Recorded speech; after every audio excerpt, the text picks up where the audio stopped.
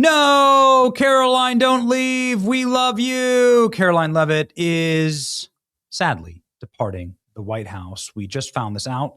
President Trump posting our wonderful White House press secretary, one of my most trusted aides, Karoline Leavitt, will be departing her role at the end of the month. Spend more time with her beautiful young children and family. She just had a baby. Decision I totally understand and respect. Karoline will now be one of my top outside advisors and influential voice in the Republican Party. We work to defy modern history and conclusively win the midterm elections. Karoline's been a real leader at the White House and done a phenomenal job for justice from freedom and the historic re-election. Karoline's been one of the best White House press secretaries in the history of the office. I think that she is absolutely the single most accessible White House press secretary, very easy to reach, and responded quickly and gave us everything that we ever asked for, honestly, including access to the White House, more access for digital media than any press secretary in American history. That is a absolute matter of fact. We, of course, got a chance to ask a question, a couple actually, at the White House press briefing. Here we go, sitting there at my lonesome. It's so funny walking in there. This was about a year ago at the White House. And when they bring you in to sit in the new media seat, which was so awesome to do, and it was a great opportunity to shame the rest of the room and then to cause them to hiss at me because they open up this little sliding door and you get to see who's going to be the new media reporter, questioner. And as soon as I walked in, the entire room goes, the entire room like, hissed at me. Anyway, Leavitt calls serving the press secretary the time of her life. Here is her commentary on this. Obviously, here she is. Karoline Leavitt is a wonderful example of exactly who you would want in this position. I think she's done 10 out of 10. Honestly, I'm incredibly grateful to the president for granting me so much extraordinary opportunities. Most of all, I'm thankful to the president for entrusting me with the distinct privilege of speaking on his behalf on the podium. She calls it a historic accomplishment for the administration. Holding the liberal media accountable. Being a mother, of course, is the most important thing in her life. She's embarks on a new chapter.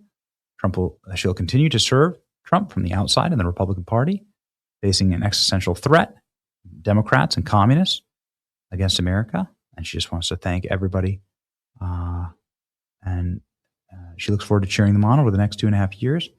And thank you especially to my loving husband and family for their sacrifice in this role.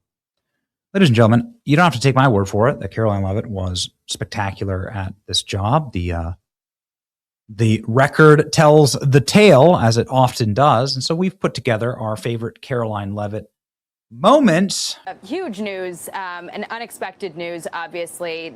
Karoline just put out an additional post saying that serving as the White House press secretary of the last 1.5 years has been the honor and adventure of a lifetime. Okay. Well, here's some of that adventure, ladies and gentlemen.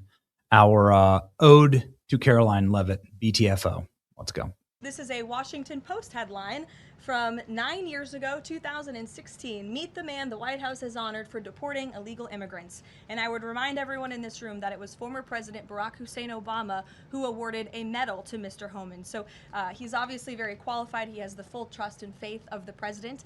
He will continue to have these meetings in the hopes that ICE and local law enforcement can cooperate and work together to have successful immigration enforcement, as we've seen in almost every other state across the country. I also would just like to point out that several years ago, when I was working in this press shop and President Trump would take to this podium to brief the American people on COVID-19, he suggested that COVID very well may have came from a lab in Wuhan, China. And many members in this very room mocked him for that, said he was spewing conspiracy theories. He was not. We now know that to be the confirmable truth. It took many years for it to come out, but the president was right in this instance again. Have you talked with the president about his position on the stock trading ban bill before Congress? He obviously had pretty loaded comments about Senator Hawley. There's some reporting that they've since spoken. What is his position on the current status of that bill? The president has spoken to Senator Hawley, who called him, and the president took that call. As the president said in the Roosevelt Room yesterday, conceptually, he of course supports the idea of ensuring that members of Congress and United States senators who are here for public service cannot enrich themselves. And the reason that this idea to put a ban on stock trading for members of Congress is even a thing is because of Nancy Pelosi. I mean, she is rightfully criticized because she makes, I think, $174,000 a year, yet she has a net worth of approximately $413 million. In 2024, Nancy Pelosi's stock portfolio, this was a fascinating statistic to me, grew 70% in 1 year in 2024, and her portfolio outperformed every single large hedge fund in that same year, and even more than doubled the returns of Warren Buffett's Berkshire Hathaway. So I think the president stands with the American people on this. He doesn't want to see people like Nancy Pelosi enriching themselves off of public service and ripping off their constituents in the process. Why was Renee Good unfortunately and tragically killed? Are you asking me my opinion? Because an ICE agent acted recklessly and killed her unjustifiably. Oh, okay. So you're a biased reporter with a left-wing opinion. What do you want me to do? Yeah, because you're a left-wing hack. You're not a reporter. You're posing in this room as a journalist, and it's so clear by the premise of your question. And you and the people in the media who have such biases but fake like you're a journalist, you shouldn't even be sitting in that seat. But you're pretending like you're a journalist, but you're a left-wing activist. And the question that you just raised and your answer proves your bias. You should be reporting on the facts. You should be reporting on the cases. Do you have the numbers of how many American citizens were killed at the hands of illegal aliens who ICE is trying to remove from this country? I bet you don't. I bet you didn't even read up on those stories. I bet you never even read about Laken Riley or Jocelyn Nungray or all of the innocent Americans who were killed at the hands of illegal aliens in this country.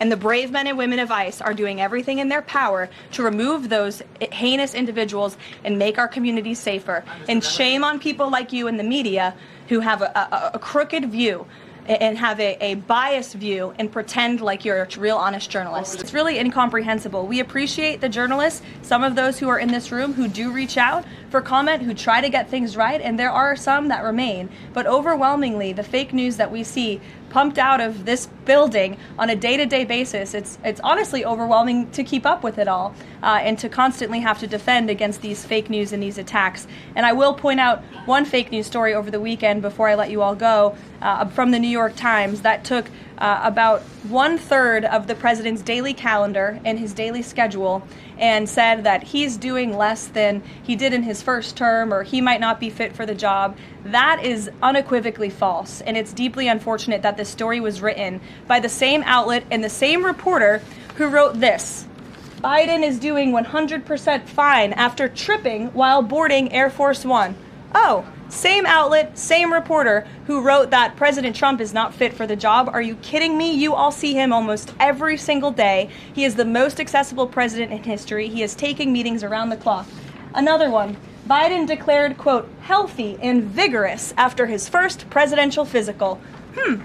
I don't see headlines like that too often about this president. Again, same reporter, same outlet who wrote falsely over the weekend that President Trump is not fit for the job. I can assure you he absolutely is. You all see that with your own eyes on a daily basis, and the president's physician has now given you all 3 detailed reports on the state of the president's health. So with that, I will leave you all and we'll see you tomorrow. Thank you.